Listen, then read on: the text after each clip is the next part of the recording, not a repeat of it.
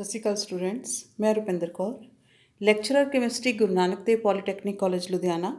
ਸੋ students, ਆਪਾਂ fuel ਦੀ calorific value ਬਾਰੇ ਡਿਸਕਸ ਕਰ ਰਹੇ ਸੀ, ਜਿੱਥੇ ਕਿ ਮੈਂ ਦੱਸਿਆ ਸੀ ਕਿ ਫਿਊਲ ਦੀ ਦੋ ਤਰ੍ਹਾਂ ਦੀ ਕਲੋਰੀਫਿਕ ਵੈਲਿਊ ਹੁੰਦੀ ਹੈ, ਲੋ ਕਲੋਰੀਫਿਕ ਵੈਲਿਊ ਅਤੇ ਹਾਈ ਕਲੋਰੀਫਿਕ ਵੈਲਿਊ।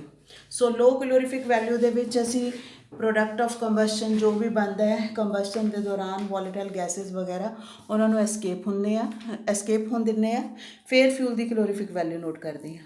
ਔਰ ਹਾਈ ਕਲੋਰੀਫਿਕ ਵੈਲਿਊ ਜਿਹਨੂੰ ਅਸੀਂ ਗ੍ਰੋਸ ਕਲੋਰੀਫਿਕ ਵੈਲਿਊ ਕਿਹਾ ਸੀਗਾ, ਉਹਦੇ ਕੇਸ ਦੇ ਵਿੱਚ ਅਸੀਂ ਮਤਲਬ ਜੋ ਵੀ ਕੰਬਸਸ਼ਨ ਪ੍ਰੋਡਕਟ ਹੁੰਦਾ ਉਹਨੂੰ ਐਸਕੇਪ ਨਹੀਂ ਹੋਣ ਦਿੰਦੇ, ਉਹਨੂੰ ਰੂਮ ਟੈਂਪਰੇਚਰ 'ਤੇ ਠੰਡਾ ਹੋਣ ਦਿੰਦੇ ਆ। ਸੋ ਸਾਡੇ ਕੋਲ ਫਾਰਮੂਲਾ ਹੈ ਜਿਹਦੇ ਥਰੂ ਲੋ ਕਲੋਰੀਫਿਕ ਵੈਲਿਊ ਅਤੇ ਹਾਈ ਕਲੋਰੀਫਿਕ ਵੈਲਿਊ ਇੱਕ ਦੂਜੇ ਨਾਲ ਰਿਲੇਟਿਡ ਹੈ। LCV mean to say low calorific value is equal to HCV high calorific value. ਇਹਦੇ 'ਚੋਂ ਅਸੀਂ ਮਾਈਨਸ ਕਰ ਦੇਣਾ latent heat of water vapour formed, right. So ਪਾਣੀ ਦੇ, ਕਿਉਂਕਿ ਉਹਦੇ 'ਚ ਪਾਣੀ ਦੇ ਵੇਪਰ ਨੂੰ ਅਸੀਂ ਉੱਡਣ ਦਿੰਦੇ ਹਾਂ, ਇਹਦੇ 'ਚ ਪਾਣੀ ਦੇ ਵੇਪਰ ਅਸੀਂ ਨਾਲ ਹੀ ਰੱਖ ਲੈਂਦੇ ਹਾਂ, right. So latent heat of water vapour form ਨੂੰ HCV ਦੀ ਵੈਲਿਊ ਨਾਲ ਜੋ ਸਬਸਟ੍ਰੈਕਟ ਕਰ ਦੇਣਾ। HCV ਦੀ ਵੈਲਿਊ ਇੱਕ ਪਰਟੀਕੂਲਰ ਇੰਸਟਰੂਮੈਂਟ ਦੇ ਥਰੂ ਅਸੀਂ ਨੋਟ ਡਾਊਨ ਕਰਦੇ ਹਾਂ, ਜਿਹਨੂੰ ਅਸੀਂ ਕਹਿੰਦੇ ਹਾਂ ਬੋਮ ਕੈਲੋਰੀਮੀਟਰ। ਸੋ ਲੇਟੈਂਟ ਹੀਟ ਕੀ ਹੁੰਦੀ ਹੈ, ਪਹਿਲਾਂ ਮੈਂ ਇਹ ਵਰਡ ਜ਼ਰੂਰ ਡਿਸਕਸ ਕਰਨੀ ਚਾਹਾਂਗੀ। ਲੇਟੈਂਟ ਹੀਟ ਅਸੀਂ ਕਾਹਦੇ ਵਾਸਤੇ ਵਰਡ ਯੂਜ਼ ਕਰਦੇ ਹਾਂ? ਮੰਨ ਲਓ ਅਸੀਂ ਕੋਈ ਸਿਸਟਮ ਹੈ ਸਾਡੇ ਕੋਲ, ਕੋਈ ਮੈਟਰ ਹੈ, ਸਪੋਜ਼ ਵਾਟਰ ਹੀ ਆ, ਰਾਈਟ। ਆਪਾਂ ਇਹਦੀ ਸਟੇਟ ਚੇਂਜ ਕਰਨ ਦੀ ਕੋਸ਼ਿਸ਼ ਕਰ ਰਹੇ ਹਾਂ। ਇਹ ਸਾਡੇ ਕੋਲ ਹੈਗਾ ਲਿਕੁਇਡ ਫਾਰਮ ਦੇ ਵਿੱਚ, ਰਾਈਟ। ਆਪਾਂ ਇਹਨੂੰ ਕਿਹੜੀ ਫਾਰਮ ਦੇ ਵਿੱਚ ਚੇਂਜ ਕਰਨਾ? ਸਪੋਜ਼ ਗੈਸ ਫਾਰਮ ਦੇ ਵਿੱਚ ਚੇਂਜ ਕਰਨਾ ਹੈ। ਸੋ ਨੈਚੁਰਲੀ ਸਾਨੂੰ ਲਿਕੁਇਡ ਨੂੰ ਹੀਟ ਕਰਾਂਗੇ ਤਦ ਹੀ ਇਹ ਗੈਸ ਫਾਰਮ ਦੇ ਵਿੱਚ ਚੇਂਜ ਹੋਊਗਾ। ਤਾਂ ਸਾਡੇ ਕੋਲ ਰਾਜੇ ਮਤਲਬ ਕੁਛ ਹੀਟ ਦਾ ਅਮਾਊਂਟ ਜਿਹੜਾ ਹੈ, ਜੋ ਕਿ ਜਦੋਂ ਕੋਈ ਵੀ ਸਿਸਟਮ ਆਪਣੀ ਇੱਕ ਸਟੇਟ ਤੋਂ ਦੂਸਰੀ ਸਟੇਟ ਦੇ ਵਿੱਚ ਚੇਂਜ ਹੁੰਦਾ, ਜਸਟ ਉਹਦੀਆਂ ਫੋਰਸਿਸ ਆਫ ਅਟਰੈਕਸ਼ਨ ਨੂੰ ਵੀਕ ਕਰਨ ਵਾਸਤੇ ਯੂਜ਼ ਹੁੰਦਾ ਹੈ, ਰਾਈਟ। ਸੋ ਬਿਨਾਂ ਉਹਦਾ ਟੈਂਪਰੇਚਰ ਰਾਈਜ਼ ਕੀਤੇ ਜਸਟ ਉਹਦੀਆਂ ਫੋਰਸਿਸ ਆਫ ਅਟਰੈਕਸ਼ਨ ਨੂੰ ਵੀਕ ਕਰਨ ਵਾਸਤੇ ਯੂਜ਼ ਹੁੰਦਾ ਹੈ, ਜਿਹੜਾ ਕਿ ਉਸ ਸਿਸਟਮ ਦੇ ਵਿੱਚ ਇੱਕ ਤਰੀਕੇ ਦੇ ਨਾਲ ਹਿਡਨ ਫਾਰਮ ਦੇ ਵਿੱਚ ਪਿਆ ਰਹਿੰਦਾ ਹੈ, ਰਾਈਟ। ਬਿਨਾਂ ਟੈਂਪਰੇਚਰ ਰਾਈਜ਼ ਕੀਤੇ ਇਹਦੀ ਸਟੇਟ ਚੇਂਜ ਕਰ ਦੇਵੇ, ਲਿਕੁਇਡ ਤੋਂ ਗੈਸ ਬਣਾ ਦੇਵੇ, ਰਾਈਟ। ਸਟੇਟ ਚੇਂਜ ਹੋ ਗਈ, ਚੀਜ਼ ਲਿਕੁਇਡ ਤੋਂ ਗੈਸ ਬਣ ਗਈ, ਇਹਦਾ ਟੈਂਪਰੇਚਰ ਨਹੀਂ ਰਾਈਜ਼ ਹੋਇਆ। ਉਸ ਦੇ ਦੌਰਾਨ ਜਿਹੜਾ ਹੀਟ ਦਾ ਅਮਾਊਂਟ ਇਹਦੀ ਸਟੇਟ ਚੇਂਜ ਕਰਨ ਵਾਸਤੇ ਯੂਜ਼ ਹੋਇਆ, ਸਟੇਟ ਤਾਂ ਹੀ ਉਹ ਚੇਂਜ ਹੋਈ ਹੈ ਨਾ, ਕਿਉਂਕਿ ਲਿਕੁਇਡ ਦੇ ਵਿੱਚ ਸਟਰੋਂਗ ਫੋਰਸਿਸ ਆਫ ਅਟਰੈਕਸ਼ਨ ਹੁੰਦੀ ਹੈ, ਗੈਸਿਸ ਦੇ ਵਿੱਚ ਵੀਕ ਹੁੰਦੀਆਂ। ਇਹਨਾਂ ਫੋਰਸਿਸ ਆਫ ਅਟਰੈਕਸ਼ਨ ਨੂੰ ਵੀਕ ਕਰਨ ਵਾਸਤੇ ਜਿਹੜਾ ਹੀਟ ਦਾ ਅਮਾਊਂਟ ਯੂਜ਼ ਹੋਇਆ ਉਹ ਵਿਦਿਨ ਦਾ ਸਿਸਟਮ ਹੀ ਰਹਿੰਦਾ, ਹਿਡਨ ਫਾਰਮ ਦੇ ਵਿੱਚ। ਔਰ ਉਸ ਹੀਟ ਦੇ ਅਮਾਊਂਟ ਨੂੰ ਅਸੀਂ ਕਹਿੰਦੇ ਹਾਂ ਲੇਟੈਂਟ ਹੀਟ ਔਰ ਹਿਡਨ ਹੀਟ ਕਹਿੰਦੇ ਹਾਂ, ਰਾਈਟ। ਤਾਂ ਹੀ ਅਸੀਂ ਇੱਥੇ ਵਰਡ ਯੂਜ਼ ਕੀਤਾ ਹੈ latent heat, right. Next is latent heat of vaporisation, ਕਿਹਨੂੰ ਕਵਾਂਗੇ? That is latent heat of water vapour formed ਕੀ ਹੁੰਦੀ ਹੈ? It is the amount of heat required to change 1 gram of any liquid substance to vapor form without rising its temperature। Heat ਦਾ ਉਹ amount ਜਿਹੜਾ ਕਿ 1 gram ਸਾਡੇ ਕੋਲ ਜਿਹੜਾ ਪਾਣੀ ਹੈ ਉਹਨੂੰ ਲਿਕੁਇਡ ਫਾਰਮ ਤੋਂ ਗੈਸ ਫਾਰਮ ਦੇ ਵਿੱਚ ਚੇਂਜ ਕਰਨ ਨੂੰ ਚਾਹੀਦਾ, ਉਹਦਾ ਟੈਂਪਰੇਚਰ ਬਿਨਾਂ ਰਾਈਜ਼ ਕੀਤੇ। ਮਤਲਬ ਜਦੋਂ ਉਹਦੀ ਫਾਰਮ ਚੇਂਜ ਹੋਗੀ ਉਹ ਹੀਟ ਦਾ ਅਮਾਊਂਟ ਰਹੂਗਾ ਇਹਦੇ ਵਿਦਿਨ ਹੀ, ਪਰ ਛੁਪ ਕੇ ਰਹੂਗਾ, ਬਿਕੋਜ਼ ਉਹਨੇ ਟੈਂਪਰੇਚਰ ਨਹੀਂ ਰਾਈਜ਼ ਕੀਤਾ। ਅਦਰਵਾਈਜ਼ ਅਸੀਂ ਜਦੋਂ ਕਿਸੇ ਵੀ ਚੀਜ਼ ਨੂੰ ਹੀਟ ਅਪ ਕਰਦੇ ਹਾਂ ਡੈਫੀਨੇਟਲੀ ਉਹਦਾ ਟੈਂਪਰੇਚਰ ਰਾਈਜ਼ ਹੁੰਦਾ ਹੈ, ਰਾਈਟ। ਸੋ ਇਹਨੇ ਇਹਦਾ ਟੈਂਪਰੇਚਰ ਨਹੀਂ ਰਾਈਜ਼ ਕੀਤਾ ਪਰ ਫਾਰਮ ਚੇਂਜ ਕਰਦੀ। ਉਹ ਫਾਰਮ, ਉਹ ਹੀਟ ਕਿੱਥੇ ਯੂਜ਼ ਹੋਈ? ਇਹਦੀਆਂ ਫੋਰਸਿਸ ਆਫ ਅਟਰੈਕਸ਼ਨ ਨੂੰ ਵੀਕ ਕਰਨ ਵਾਸਤੇ, ਰਾਈਟ। ਸੋ ਜਦੋਂ ਇਹ ਗੈਸ ਤੋਂ ਦੁਬਾਰਾ ਲਿਕੁਇਡ ਚੇਂਜ ਹੋਊਗਾ ਉਹ ਹੀਟ ਰਿਲੀਜ਼ ਹੋ ਜੂਗੀ, ਜਦੋਂ ਲਿਕੁਇਡ ਜੋ ਗੈਸ ਚੇਂਜ ਹੋਊਗਾ ਉਹ ਹੀਟ ਇਹਦੇ ਵਿੱਚ ਛੁਪ ਕੇ ਬੈਠ ਜੂਗੀ, ਮਤਲਬ ਉਹ ਕਿਸੇ ਵੀ ਤਰੀਕੇ ਨਾਲ ਸ਼ੋ ਨਹੀਂ ਹੁੰਦੀ। ਸੋ ਜਦੋਂ ਅਸੀਂ LCV ਨੋਟ ਕਰਨੇ ਆ ਤਾਂ ਇਹਦੇ ਦੌਰਾਨ ਜਿਹੜੇ ਵਾਟਰ ਵੇਪਰ ਹੈ ਜਦੋਂ ਅਸੀਂ ਇਹਨੂੰ ਕੰਡੈਂਸ ਕਰਦੇ ਹਾਂ ਲਿਕੁਇਡ ਫਾਰਮ 'ਚ ਚੇਂਜ ਹੁੰਦੇ ਆ, ਉਹਦੇ 'ਚ ਜਿਹੜੀ ਲੇਟੈਂਟ ਹੀਟ ਆਫ ਵੇਪੋਰਾਈਜੇਸ਼ਨ ਹੈ ਉਹ ਵੀ ਇਵੋਲਵ ਹੁੰਦੀ ਆ। ਤਾਂ HCV ਨੋਟ ਕਰਨ ਲੱਗੇ ਉਹ ਅਸੀਂ ਵਿੱਚ ਪਲੱਸ ਕਰਦੇ ਹਾਂ, ਜੇ LCV ਨੋਟ ਕਰਨੀ ਆ ਤਾਂ LCV ਨੋਟ ਕਰਨ ਲੱਗੇ ਇਹ ਹੀਟ ਵਿੱਚੋਂ ਮਾਈਨਸ ਕਰਨੀ ਪੈਂਦੀ ਹੈ, ਜਿਹੜੀ ਵਾਟਰ ਵੇਪਰ ਦੇ ਦੌਰਾਨ, ਵਾਟਰ ਵੇਪਰ ਬਣਨ ਦੇ ਦੌਰਾਨ ਪੈਦਾ ਹੋਈ ਆ, right. So latent heat of vaporisation ਅਸੀਂ ਇਹਨੂੰ ਕਹਿੰਦੇ ਹਾਂ। ਔਰ ਇਸ ਲੇਟੈਂਟ ਹੀਟ ਆਫ ਵੇਪੋਰਾਈਜੇਸ਼ਨ ਨੂੰ ਕੈਲਕੂਲੇਟ ਅਸੀਂ ਕਿਸ ਤਰੀਕੇ ਨਾਲ ਕਰਨਾ ਹੈ, ਇਹਨੂੰ ਕੈਲਕੂਲੇਟ ਕਰਨ ਦਾ ਕੀ ਸਾਡੇ ਕੋਲ ਫਾਰਮੂਲਾ ਹੈ? So now we have to calculate the latent heat of ਵੇਪੋਰਾਈਜੇਸ਼ਨ।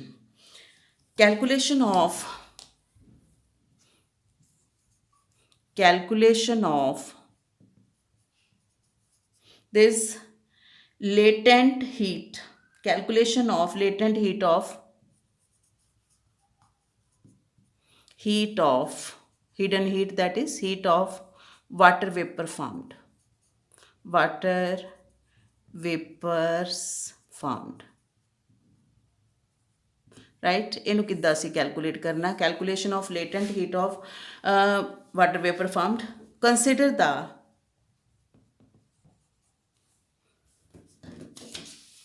the burning process,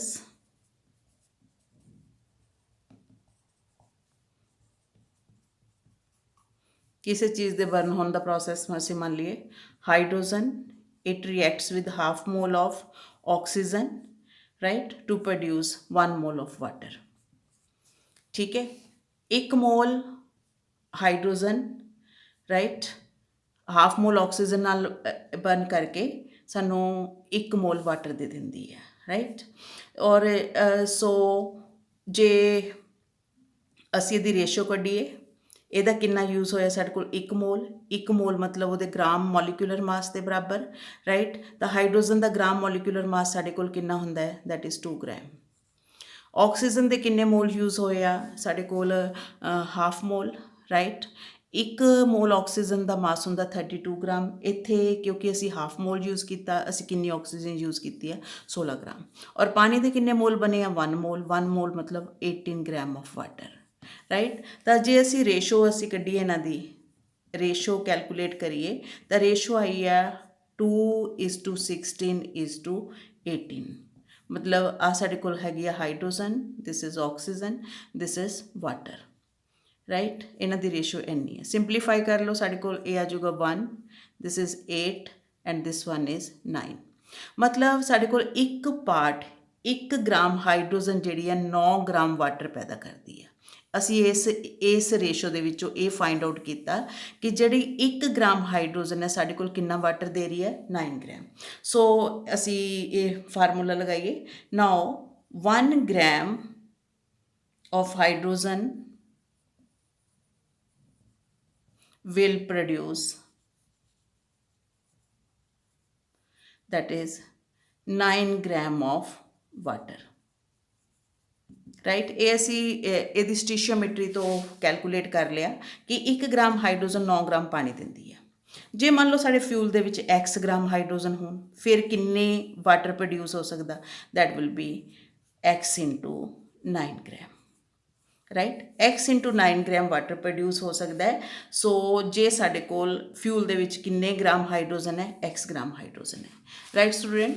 ਅਸੀਂ ਕੈਲਕੂਲੇਸ਼ਨ ਕਾਹਦੀ ਕਰਨੀ ਹੈ? That is we have to calculate the amount of latent heat of steam. So calculated amount of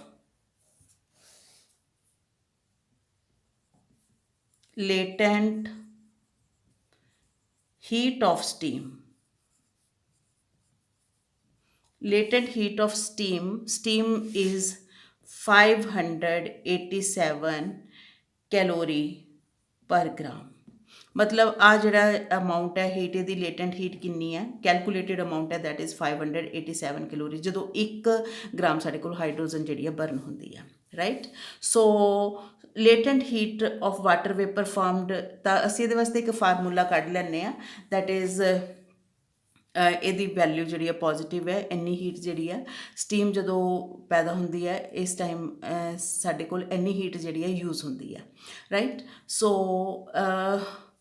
water ਜਿਹੜਾ liquid ਤੋਂ ਫਿਰ ਪਹਿਲੇ step ਦੇ ਵਿੱਚ hydrogen, half mole of oxygen, ਤਾਂ ਸਾਡੇ ਕੋਲ ਕੀ ਆਇਆ? 1 mole of water. It is in the which form? Liquid.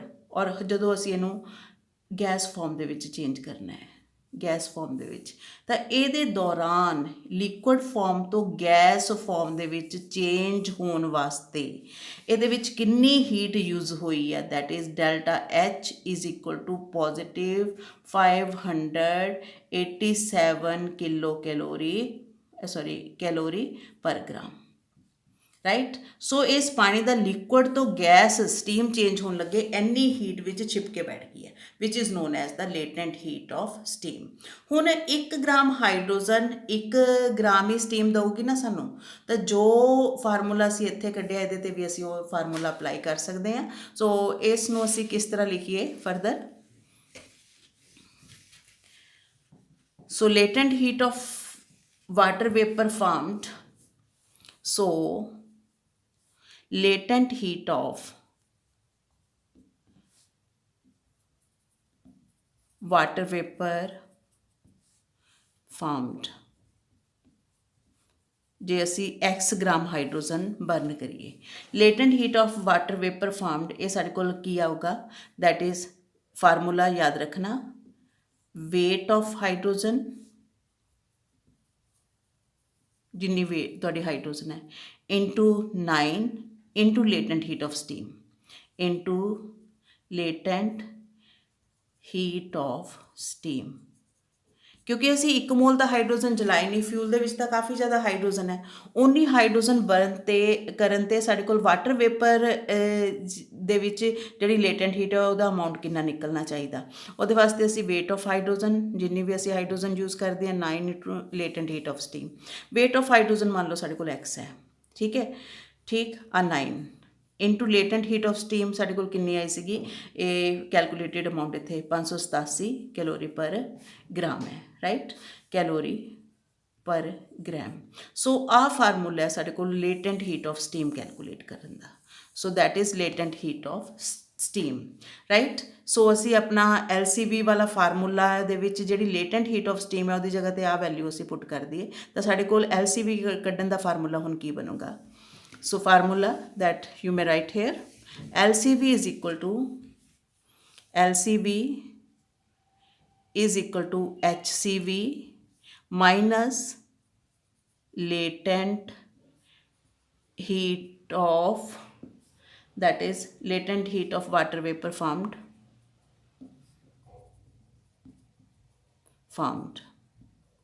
ਅਸੀਂ ਇਸ ਵੈਲਿਊ ਨੂੰ ਕੈਲਕੂਲੇਟ ਕਰਨ ਦਾ ਫਾਰਮੂਲਾ ਕੈਲਕੂਲੇਟ ਕਰਨਾ ਸੀ, LCV is equal to HCV minus, so ਇਹ ਸਾਡੇ ਕੋਲ ਆਇਆ ਸੀ x ਕੀ ਸੀ, weight of hydrogen. Weight of hydrogen ਜਾਂ ਇੱਥੇ ਲਿਖ ਲਓ, weight of hydrogen into 9 into 587, right. ਇਹ ਫਾਰਮੂਲਾ ਸਾਡੇ ਕੋਲ ਆ ਗਿਆ ਕੈਲੋਰੀ ਪਰ ਗ੍ਰਾਮ, ਰਾਈਟ। ਹੁਣ ਰਾਜੇ ਸਾਡੇ ਕੋਲ ਜੇ ਮੰਨ ਲਓ but if the percentage of hydrogen, ਤੁਹਾਨੂੰ ਹਾਈਡਰੋਜਨ ਦਾ ਵੇਟ ਨਹੀਂ ਦਿੱਤਾ ਹੋਇਆ, ਪਰਸੈਂਟੇਜ ਦਿੱਤੀ ਹੋਈ ਹੈ। If the percentage of hydrogen is given, weight ਨਹੀਂ ਦਿੱਤਾ ਤੁਹਾਨੂੰ, ਪਰਸੈਂਟੇਜ ਨਾਰਮਲੀ ਸਾਰੇ ਫਿਊਲ ਦੇ ਵਿੱਚ ਪਰਸੈਂਟੇਜ ਹੀ ਦਿੱਤੀ ਹੋਊਗੀ। ਆਪਾਂ ਜਿੰਨੇ ਵੀ ਫਿਊਲ ਕੀਤੇ ਆ ਸਾਰਿਆਂ ਦੀ ਪਰਸੈਂਟੇਜ ਵੈਲਿਊ ਅਸੀਂ ਕੈਲਕੂਲੇਟ ਕੀਤੀ ਹੈ। ਸੋ ਪਰਸੈਂਟੇਜ ਦਿੱਤੀ ਹੋਵੇ ਫਿਰ ਅਸੀਂ ਕਿੱਦਾਂ ਕਰਨਾ, ਤਾਂ x ਨੂੰ, ਮਾਸ ਨੂੰ ਤੁਸੀਂ ਪਰਸੈਂਟੇਜ ਕਿੱਦਾਂ ਚੇਂਜ ਕਰ ਸਕਦੇ ਹੋ, x ਇਜ਼ ਇਕੁਅਲ ਟੂ, ਜੇ ਤਾਂ ਪਰਸੈਂਟੇਜ ਦਿੱਤੀ ਹੋਈ ਹੈ ਵੈਲ ਐਂਡ ਗੁੱਡ, ਨਹੀਂ ਦਿੱਤੀ ਹੋਈ ਤਾਂ ਤੁਸੀਂ ਉਹਨੂੰ ਚੇਂਜ ਵੀ ਕਰ ਸਕਦੇ ਹੋ। ਕਿਸ ਤਰ੍ਹਾਂ, x is equal to percentage of hydrogen divided by 100, right। So ਜਿੰਨਾ ਵੀ ਤੁਹਾਡੇ ਕੋਲ ਉਹਦਾ ਵੇਟ ਦਿੱਤਾ ਹੋਇਆ, ਸੌਰੀ ਪਰਸੈਂਟੇਜ ਦੇ ਵਿੱਚ ਚੇਂਜ ਕਰਨਾ, ਪਰਸੈਂਟੇਜ ਦੇ ਵਿੱਚ, that is mass of hydrogen divided by 100। ਫਿਰ ਸਾਡੇ ਕੋਲ ਫਾਰਮੂਲਾ ਕੀ ਬਣ ਜਾਊਗਾ, listen student, LCV is equal to HCV minus percentage of hydrogen, right, mass of hydrogen, फिर mass of hydrogen divided by 100 into 9, ਇਹ ਇੱਦਾਂ ਕਰਨਾ ਸੀ, into 587। ਸੋ ਇਹਨੂੰ ਇਸ ਤਰ੍ਹਾਂ ਅਸੀਂ ਲਿਖਾਂਗੇ, HCV minus percentage of hydrogen. ਹੁਣ ਇੱਥੇ ਪਰਸੈਂਟੇਜ ਮੈਂਸ਼ਨ ਕਰ ਸਕਦੀ ਹਾਂ, ਜਿੱਥੇ ਪਰਸੈਂਟੇਜ ਲਿਖਣੀ ਆ ਉੱਥੇ 9 ਇਕੱਲਾ 9 ਨਹੀਂ ਲੱਗੂਗਾ, ਕਿਉਂਕਿ ਇਹਨੂੰ ਅਸੀਂ 100 ਨਾਲ ਡਿਵਾਈਡ ਕਰਤੇ, 0.09 ਬਣ ਜਾਣਾ, 0.09 into 587 calorie per gram. So this is the formula now, right. ਔਰ ਨਾਰਮਲੀ ਸਾਡੇ ਕੋਲ ਫਿਊਲ ਦੇ ਵਿੱਚ ਪਰਸੈਂਟੇਜ ਹੀ ਦਿੱਤੀ ਹੁੰਦੀ ਹੈ, ਹਾਈਡਰੋਜਨ ਦੀ ਮਾਸ ਨਹੀਂ ਦਿੱਤਾ ਹੁੰਦਾ। ਤਾਂ ਜਦੋਂ ਪਰਸੈਂਟੇਜ ਲਿਖਣੀ ਆ ਤਾਂ ਫਿਰ ਜਿਹੜਾ 9 ਇੱਥੇ ਅਸੀਂ ਲਾਇਆ ਸੀ ਉਹ 9 ਨਹੀਂ ਰਹੂਗਾ, 0.09 ਬਣ ਜਾਊਗਾ, ਰਾਈਟ। ਇਹ ਚੇਂਜ ਹੋਊਗੀ ਜਦੋਂ ਅਸੀਂ ਪਰਸੈਂਟੇਜ ਲਾਣੀ ਹੈ। ਜੇ ਮਾਸ ਦਿੱਤਾ ਹੋਊਗਾ ਫਿਰ ਅਸੀਂ ਇੱਥੇ ਕੀ ਲਗਾਵਾਂਗੇ, ਇਕੱਲਾ 9 ਲਾਵਾਂਗੇ। ਮਾਸ ਆਫ ਹਾਈਡਰੋਜਨ ਇੰਟੂ 9 ਇੰਟੂ 587, ਠੀਕ ਹੈ। ਸੋ ਇਹ ਸਾਡੇ ਕੋਲ ਫਾਰਮੂਲਾ ਹੈ LCV ਕੱਢਣ ਦਾ, ਯਾਦ ਰੱਖਣਾ। ਲੇਟਰਲੀ ਸਾਨੂੰ ਨੂਮੈਰੀਕਲਸ ਦੇ ਵਿੱਚ ਇਸ ਫਾਰਮੂਲੇ ਦੀ ਜ਼ਰੂਰਤ ਪਊਗੀ। ਸੋ ਇਹ ਸੀ ਸਾਡੇ ਕੋਲ relationship between LCV and HCV। ਔਰ ਨੈਕਸਟ ਜਿਹੜਾ ਆਪਾਂ ਲੈਕਚਰ ਡਿਸਕਸ ਕਰਨਾ, that is how to calculate the calorific value of fuel.